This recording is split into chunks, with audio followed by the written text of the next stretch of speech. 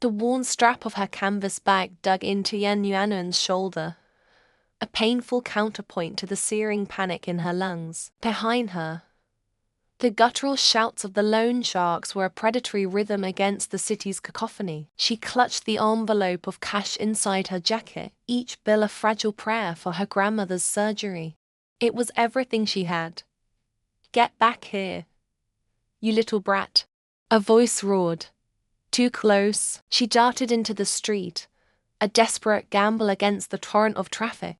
A horn blared, a monstrous, metallic scream. She saw a flash of chrome, felt the horrifying impact of brutal percussion that sent her world tilting.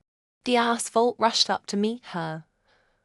A rough, final embrace. The precious envelope fluttered free, its contents scattering like pale, defeated birds on the wind. Her last conscious thought was of her grandmother's smile, a fading light in the encroaching darkness. Then, nothing, and then everything. A strange lightness bloomed where the pain had been. Yuan felt untethered. She blinked, the world coming into focus with an unnatural clarity. Below her, a chaotic tableau was arranged on the street. Paramedics worked frantically over a broken figure, a girl in a warm blue jacket. Her dark hair fanned out on the pavement. Her own body, a gasp escaped her, but it made no sound. Panic, cold and sharp, tried to take hold, but it was a distant echo, like a memory of an emotion rather than the thing itself. She was a ghost, a wisp of consciousness hovering in the smog-filled air, invisible to the frantic world below. As they loaded her body into the ambulance, a strange, irresistible force began to pull at her, a gentle but insistent current drawing her away from the scene of her own demise. The world dissolved into a blur of light and shadow, reforming around her with dizzying speed. The stench of exhaust and concrete was replaced by the clean, sterile scent of lemon oil and old money. She found herself floating in a cavernous living room, all minimalist lines, cold marble, and glass walls that overlooked a sprawling, meticulously manicured garden. Her unwilling anchor was a man standing by the window, his back to her. Cinderella. Even from behind, his presence was magnetic. He was tall, dressed in a perfectly tailored charcoal suit that spoke of effortless power. When he turned, his face was a study in cold perfection, sharp jaw, intense, dark eyes, and a mouth set in a line of perpetual displeasure. Yuan drifted closer, compelled by the invisible tether that now bound her to him. She discovered its limit quickly. Trying to float through the far wall resulted in a jarring rebound, as if she'd hit an invisible wall herself. She was a satellite caught in his orbit, a prisoner in his gilded cage. Cinderella, oblivious, lived a life of profound isolation. Yuan watched as a housekeeper approached to offer him a folder, and he flinched, taking a sharp step back as if she were brandishing a weapon. His eyes, full of a deep-seated revulsion, fixed on her outstretched hand. "Leave it on the table," he commanded, his voice low and strained. The housekeeper, accustomed to his ways, nodded silently and retreated. Cinderella waited until she was gone before retrieving a pair of silver tongs from a nearby drawer to pick up the folder, his knuckles white. Yuan watched, a silent ache blooming in her non-existent chest. He was surrounded by wealth and people, yet utterly alone, walled off by a fear she couldn't comprehend, a phobia of touch. Days bled into a strange, timeless rhythm.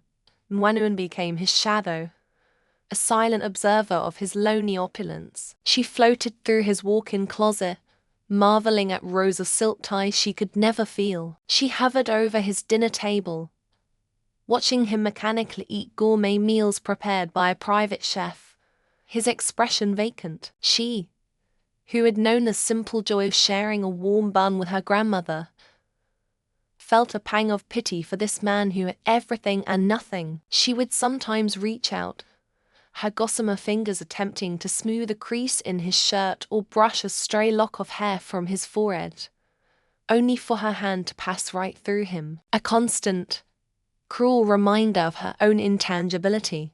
One evening, Simeon was taking his customary walk through the garden, the cool night air doing little to ease the tension in his shoulders. Nwanuan trailed behind, her ghostly form drifting between the sculpted rose bushes. A flicker of movement in the shadows near the co-pond caught her eye. A man, dressed in the gardener's uniform but with none of the gardener's gentle demeanor, was creeping forward, his face a mask of grim determination. In his hand, he clutched a heavy, jagged piece of flagstone. Simeon, lost in thought, remained completely unaware. Instinct, raw and fierce, surged through Nwanuan, the primal need to protect, the same instinct that had sent her running for her grandmother's life, ignited within her. She was a ghost, a whisper of air. But she wouldn't just watch. She threw all her non-corporeal weight, her entire will, forward. She didn't touch the man. Not in the physical sense. But the air around him grew suddenly, unnaturally cold and heavy. A gust of wind, appearing from nowhere, swirled around his feet, catching a loose garden hose and sending it snaking into his path. The attacker stumbled, his balance compromised for a critical second. As he lunged, his trajectory was off. The heavy stone, meant for the back of Simeon's head, whistled past his ear, close enough to stir his hair. Simeon spun around, his eyes wide with shock, not at the near miss, at the inexplicable sensation that had accompanied it. It was a fleeting, chilling caress against his skin, a pressure that felt impossibly real, yet it hadn't triggered the violent, nauseating revulsion of his phobia. It was different. The would-be assailant, his plan foiled, scrambled over the garden wall and vanished into the night. Simeon didn't even look at him. He stood frozen, his hand raised to the side of his face where he'd felt the strange presence. He scanned the empty garden, his gaze piercing the darkness as if he could see her. "Who are you?" he whispered into the silent air, his voice a mixture of confusion and a deep, unfamiliar longing. He took a hesitant step forward, his hand outstretched toward nothing. How can I touch you?" Floating just a few feet away, Nwanuan felt a jolt, a flicker of warmth in her ethereal form. He had felt her. He couldn't see her, but on some level, he knew she was there. A dizzying, impossible hope bloomed within her. She was a ghost, trapped between worlds. But for the first time since she'd opened her eyes to this new reality, she wasn't entirely powerless. Her world was bound to his, and maybe, just maybe, she could still touch it. Sunlight streamed through the floor-to-ceiling windows, but it did little to warm the glacial silence of Jing Simeon's living room. The air was a fragile thing, shattered by the arrival of his mother, Madame Song, and his half-brother, Songjian. They sat opposite him on a pristine white leather sofa, their feigned concern as transparent as the glass table between them. "Simeon, darling, we were just so worried," his mother began, her voice a silken weapon. She adjusted the cuff of her silk blouse, a diamond bracelet catching the light. "Running the entire Jing Corporation all by yourself, it must be exhausting," Songjian, lounging as if he owned the place, chimed in with a smug grin. "She's right, brother, you look tense. Maybe you should let some of us help carry the load." From her unseen vantage point beside Simeon, Yen Nuanuan's spectral form shimmered with indignation. These weren't guests. They were vultures circling, their eyes glinting with a familial greed. They saw his contact phobia not as a condition to be understood, but as a crack in the armor of his empire, a weakness to be exploited. "The company is stable," Simeon replied, his voice flat and devoid of warmth. A muscle feathered in his jaw, the only outward sign of his tightly controlled fury. He kept his hands clasped in his lap, a subconscious defense against any potential accidental touch. Madame Song sighed dramatically, placing a hand over her heart. We know it is, for now. But for the future, Sinian, you need a partner, a family. And since you find it difficult to connect with people, it falls to us. Her gaze was pointed. Let Song Jen join the board. He can be your hands, your voice, where you cannot. It's the perfect solution until he's ready to take over what's rightfully his inheritance. The words hung in the air, dripping with poison. Until he takes over, Nwanuan felt a useless rage, cold and sharp, cool within her. They were dismissing him, writing him off as a defective placeholder. Her phantom fists clenched, a gesture of pure, impotent fury. He had built everything, fought for it, and they spoke of him as if he were already a ghost. No, she thought, a fierce protectiveness surging through her. Not while I'm here. For the first time since she had woken in this ethereal state, Nwanuan focused her will, not just on observing, but on acting. She glared at the delicate bone china teacup in Madame Song's hand. A faint tremor began, almost imperceptible. Madame Song frowned, steadying the cup. The rattling grew stronger, the porcelain clattering against its saucer in a frantic dance. What is this? She snapped, setting it down with a clank. Next, Nwanuan's attention shifted to the heavy fountain pen on the coffee table. It rolled an inch, then another. Song Jan's smug expression faltered as he watched it navigate the smooth glass surface before tipping over the edge and clattering onto the marble floor. Did you see that? He stammered, his bravado vanishing. But the windows were sealed shut. The air was unnervingly still. Sinian watched them, his own expression unreadable, though a flicker of intrigue sparked in his dark eyes. He said nothing, allowing the strange tension to mount. Nwanuan, emboldened, went for the finale. A massive, leather-bound art book on a nearby shelf, a volume weighing at least 10 pounds, began to slide. It moved slowly at first, a creeping, unnatural motion, before plummeting to the floor with a deafening thud that echoed through the cavernous room.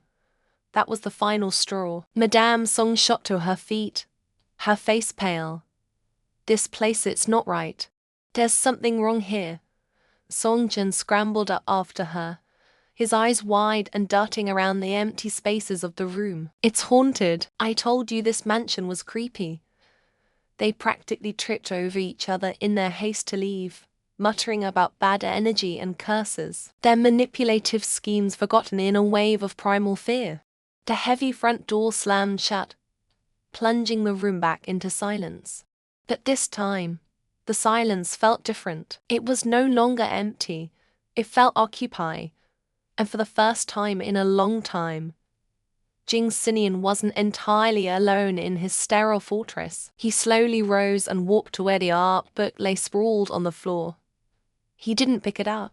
His gaze swept the room, not with fear, but with a sharp, analytical curiosity. He wasn't a man who believed in ghosts, but the evidence was undeniable. The events were too coordinated, too perfectly timed with his family's predatory attack. It was a defense. Someone or something had defended him.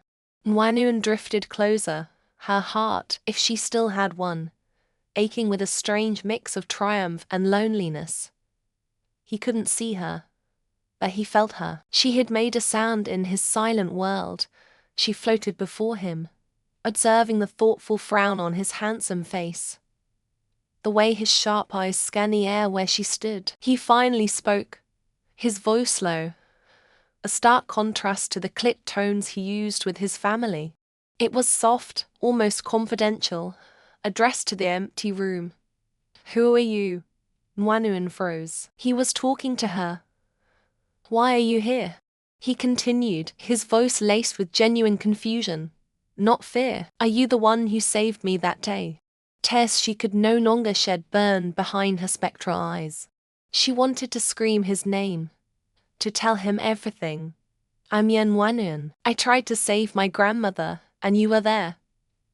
We're connected. Her gaze fell to the cool jade pendant she knew rested beneath his shirt, the very one that had belonged to her grandmother.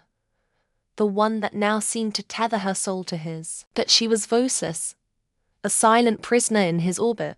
He waited a moment, as if expecting an answer from the air itself. Getting none. He sighed. A sound of deep frustration. He walked to his desk, pulling out his phone. He was a man of action, and if the supernatural wouldn't provide answers, the natural world would have to. He dialed his assistant, Chen. He commanded, his CEO voice returning, sharp and precise. I need you to investigate something for me. The traffic accident at the intersection of Tianhai and Luan Road 3 weeks ago. There was a young woman who was critically injured saving an elderly lady. Nuanun's ethereal form jolted. He remembered, find out who she is, where she is. Sinian ordered, his back to the room. Her name is Yan Wanun. Once you locate her, ensure she has the best medical care in the city. Private room. Top specialists. Round-the-clock attention. Spare no expense. He hung up, unaware that the ghost he was trying to understand and the comatose woman he was trying to save were one and the same. He was searching for her, and in doing so, he was giving her the one thing she needed most. A chance to come back. The heavy scent of sandalwood and cheap incense clung to the marble floor of Jing Sinian's mansion, a clawing offense to its clean, minimalist aesthetic. His mother, Madame Jing, had outdone herself. She stood beside a man dressed in ostentatious yellow robes, a fake peachwood sword clutched in his hand like a prop from a low-budget film. This was Master Feng, a so-called exorcist whose notoriety for bilking the wealthy was almost as impressive as his theatrical flair. The yin energy in this house is overwhelming, Master Feng declared, his voice booming with practiced authority. He waved a paper talisman, nearly setting fire to a silk lampshade. A powerful, malicious spirit has latched onto this place, poisoning its fortune and tormenting its heir. Floating near the ceiling, Yan Wanun crossed her spectral arms. A ghost's equivalent of an eye roll, malicious, she thought. The only thing I've tormented is his loneliness. The charade was so ridiculous it was almost insulting. She had spent weeks as Sinian's invisible guardian, a silent shield against his family's relentless schemes. This was her reward, being labeled an evil entity by a con artist in a silly costume. A flicker of mischief sparked within her. If they wanted a show, she would give them one. As Master Feng began chanting nonsensical verses and flinging rice into the air, Nguanun focused her energy. A gust of wind originating from nowhere extinguished every candle in the room, plunging them into a dramatic twilight. Madame Jing shrieked. The master's chant faltered. A sign. He stammered, recovering quickly.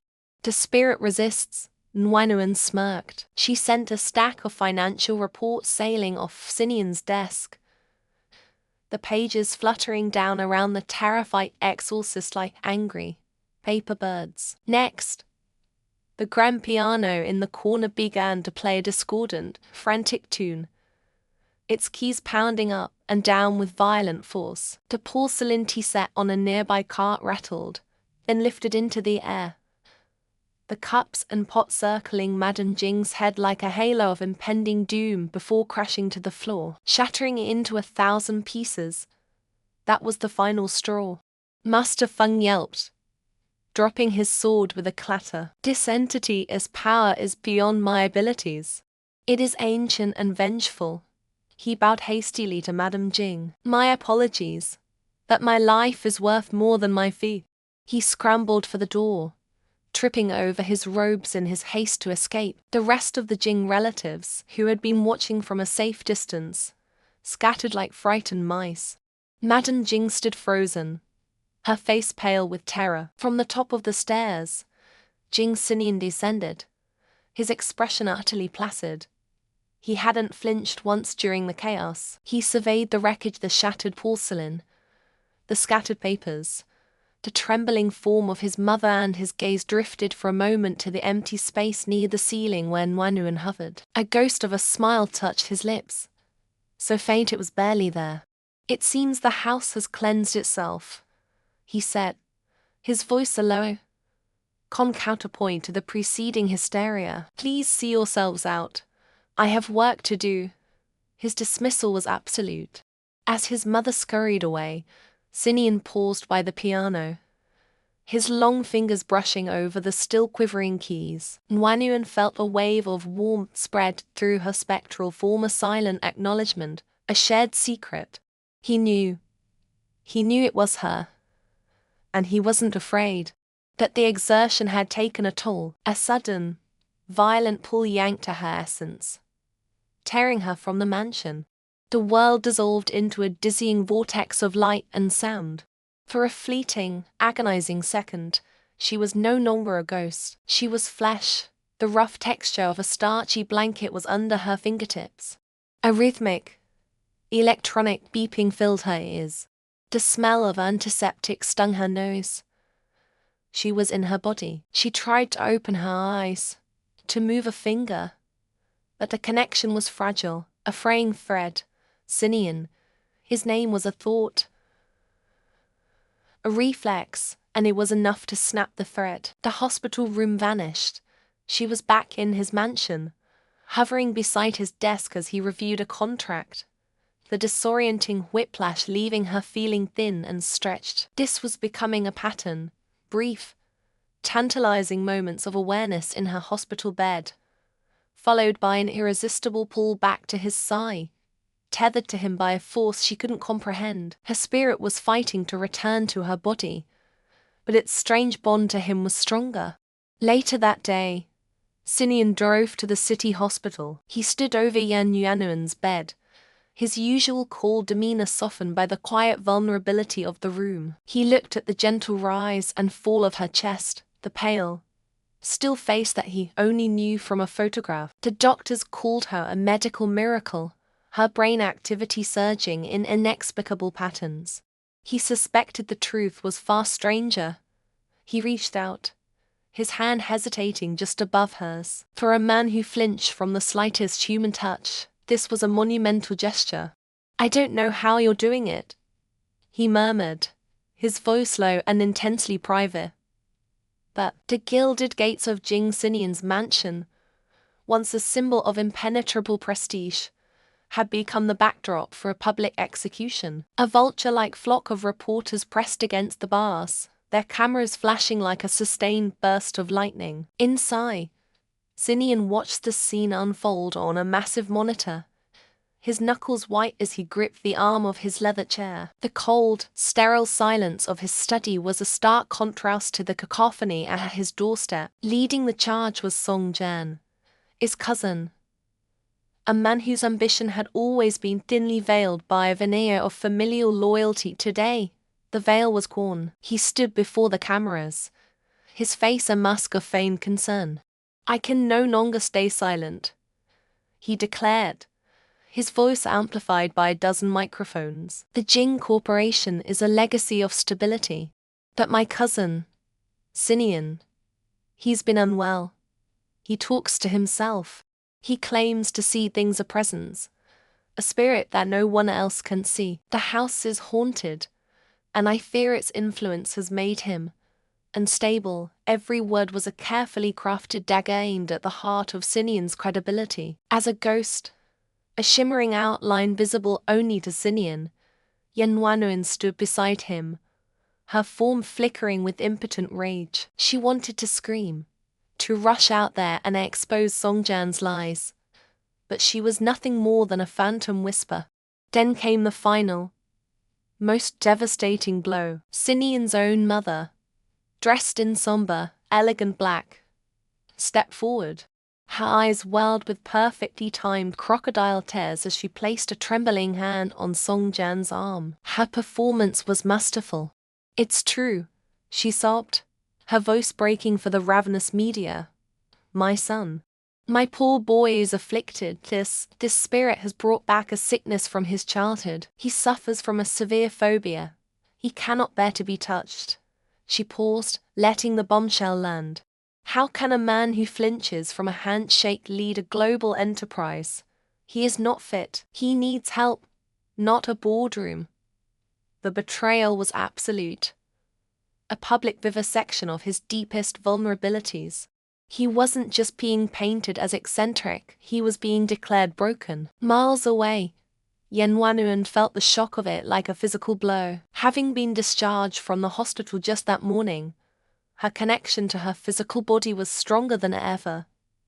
Yet still tenuous, she stood on a quiet side street, watching the live feed on her phone, her heart aching for him. Her form flickered at the edges, a frustrating transparency that reminded her she was caught between worlds. She had to get to him, to prove she was real, to undo this catastrophic damage. Her desperation made her careless. She didn't notice the black van that had slowed to a crawl beside her until the side door slid open with a jarring scrape. Two men in dark clothes lunged out. Instinct took over, adrenaline surged through her, and for a precious moment, her form solidified completely. She felt the pavement hard beneath her sneakers, a cool air sharp in her lungs. She was real. She slammed her phone into the first man's face and kicked at the second. Her movements clumsy but fueled by terror. But they were professionals. One grabbed her arms while the other clamped a coarse, chemical-smelling cloth over her mouth. She struggled, a newfound solidity already wavering under the stress. The world swam, her vision blurring, the edges of her hands becoming translucent again just before a rough bag was pulled over her head, plunging her into suffocating darkness. Back in the mansion, the media circus raged on, but Sinian no longer saw it. His head of security, Chen, had burst into the room, his face pale. "Sir," he said, his voice tight with urgency, "we've lost contact with Miss Yan. Her last known location was 2 blocks from her grandmother's apartment. Eyewitnesses reported a black van and a possible abduction." The world tilted. The calculated betrayal of his family, the fact that his company all dissolved into meaningless background noise. The only thing that mattered was the sudden, jagged hole that had been ripped open in his life. The ghost who had become his anchor, the woman who was slowly, miraculously becoming real again, was gone. His infamous phobia, the very thing his mother had just weaponized against him, vanished in a blaze of cold fury. He stood, his movements sharp and precise. "Scramble every team we have. Access all traffic cameras in the district. Find a van," he commanded, his voice a low, dangerous ting. "Find her," as his network roared to life. His personal phone buzzed with an unknown number. He answered, his tone clipped. "Who is this?" A voice, silky with malice, answered. It was a voice he knew. "Miss Liu." "Jing Sinian," she purred, the sound dripping with triumphant poison. "I hear you're having a bad day. I thought I might be able to help you focus on what's truly important." A faint, muffled sound came through the line, a cry of protest that was unmistakably Nuanuan's. "It seems," Miss Liu continued, savoring every word, "I have something, or rather, someone who belongs to you. Let's talk about your resignation." In the damp, musty darkness of an abandoned warehouse, Nwanun struggled against the ropes binding her to a metal chair. Panic was all wild, the animal clawing at her throat. She could hear the indistinct murmur of her captors nearby. She tried to flicker, to phase through her restraints, but her fear kept her anchored, solidly, terrifyingly human. Then she stopped fighting. She closed her eyes, forcing the panic down, and focused on Sinian, on the protective instinct that had defined her existence as a spirit. She felt a familiar hum of energy inside her, a subtle static she had always dismissed as a quirk of her ghostly state. Now, she reached for it, nurtured it, and pushed it outward. The single bare bulb hanging from the ceiling above her captors began to flicker violently. One of the men grumbled and smacked the fixture, only to receive a sharp jolt of electricity that made him yelp and stumble backward, tripping over a loose pipe he hadn't seen. The other man laughed, then immediately choked as his own shoelace inexplicably snapped, sending him sprawling. A slow, profound realization dawned on Wanun in the dark. It wasn't just random bad luck that had always seemed to plague those who threatened Sinian. It was her. This power, this ability to subtly manipulate probability and create misfortune, was her spectral defense mechanism. And now, bound and helpless in her human form, she understood. She wasn't just a victim. She was a weapon. The iron gates of the Jing mansion were a fortress under siege. A writhing mass of reporters and flashing cameras formed a human barricade, and microphones thrust like weapons toward the composed figure of Songjian. She dabbed a tear from her perfectly made-up face, a voice of fragile tremor calculated for maximum sympathy. "My son, he's unwell. These dark influences have taken hold of him." A car screeched to a halt a block away. Yen Wanun slammed the door, her breath tearing from her lungs in ragged gasps. The bruises from her escape were a dull throb beneath her clothes, but a different fire burned away the pain. She was solid, real, and she could no longer stand by as a silent spectator. Pushing through the periphery of the crowd, her simple clothes a stark contrast to the designer-clad mob, she ignored the shah's and irritated glares. Her eyes were locked on Songjian. Dark influences, Nuanuan's foes, though not loud, cut through the din with the sharp clarity of breaking glass. Heads turned, cameras swiveled. Songjian's mask of grief faltered, replaced by a flash of venomous surprise. "Who are you, security?" Nuanuan stepped into the small clearing that had formed around her, a gaze sweeping over the reporters. "My name is Yen Wanun. The dark influence she's talking about is superstition. It's greed." She pointed a trembling but resolute finger at Songjian. "You hired a charlatan Taoist priest to perform a fake exorcism. You spoke of ghosts and curses to make your son seem mentally unstable, to undermine his position at Jing Corporation. Why? Because he wouldn't let you and your brother siphon company funds for your failing side ventures." A wave of murmurs rippled through the press. Songjian's face paled. "Lies, slander. This girl is clearly a plant from our competitors, hired to destroy our family's reputation." "Was your gardener a plant, too?" Jing Sinian's voice, cold and incisive, silenced the crowd. He emerged from the mansion gates, flanked by his security head. He didn't look at his mother, his focus entirely on Wanun, a flicker of profound relief in his dark eyes before he turned his attention to the reporters. His assistant stepped forward, handing a tablet to a prominent journalist in the front row. "On that device," Sinian announced, his tone flat and lethal, "is a recording from one of our gardeners. It features my mother, Songjian, offering him substantial sum to tamper with the mansion's wiring and create flickering lights for her little haunting performance. Please, feel free to distribute it." The controlled chaos of the media scrum erupted. Songjian stumbled back, her face a mask of pure, unadulterated fury. The performance was over. All that was left was raw hatred. "You!" she shrieked, her rage now directed at Wanun. "You worthless orphan. You think you can waltz in here and become part of this family? You are nothing. A piece of trash he picked up off the street." Before Wanun could even flinch, Sinian moved. He closed the distance between them into long strides, his hand warm, firm, and real enveloping hers. The contact sent a jolt through Wanun, a current of electricity that was both shockingly new and deeply familiar. He pulled her gently to his side, facing the stunned reporters and his apoplectic mother. "She is not nothing," Sinian declared, his voice resonating with an unshakable authority that commanded absolute silence. We're getting a marriage license soon. She will be officially recognized as the mistress of the Jing family. A collective, audible gasp swept through the crowd. Song Jian looked as if she'd been struck. But Sinian wasn't finished. He turned to Nguyen, his gaze softening as he cupped her face. For a dizzying second, the world fell away, the cameras, the shouting, the betrayal. There was only the intensity in his eyes. He leaned in and pressed his lips to hers. It was not a chaste, performative kiss. It was a statement, a revelation, a claiming.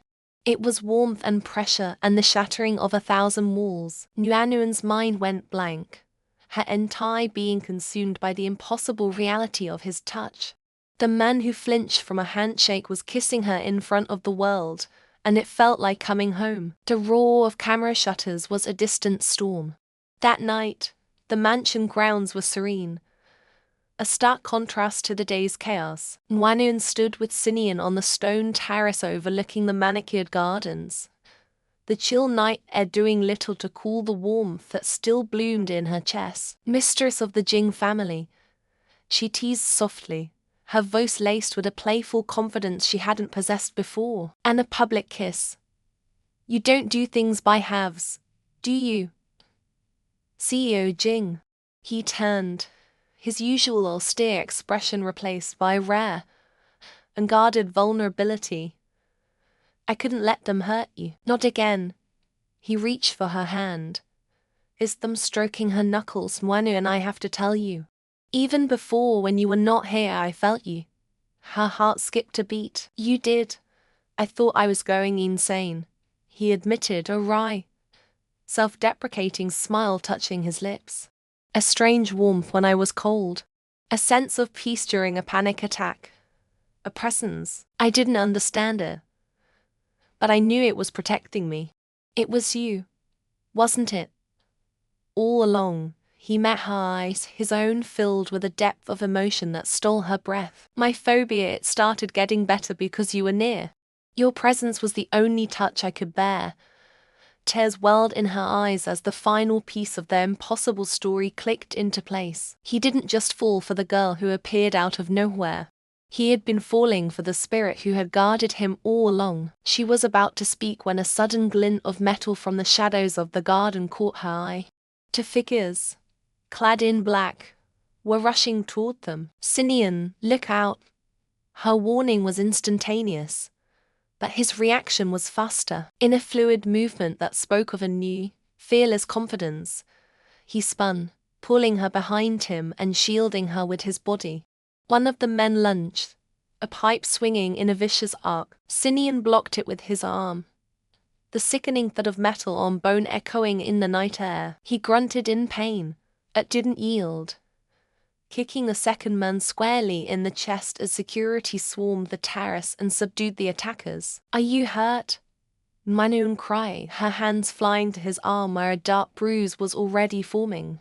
It's nothing, he grunted, his eyes scanning her for any injury. She looked from his bruised arm to the apprehended thug's Miss Liu's desperate, final gambit.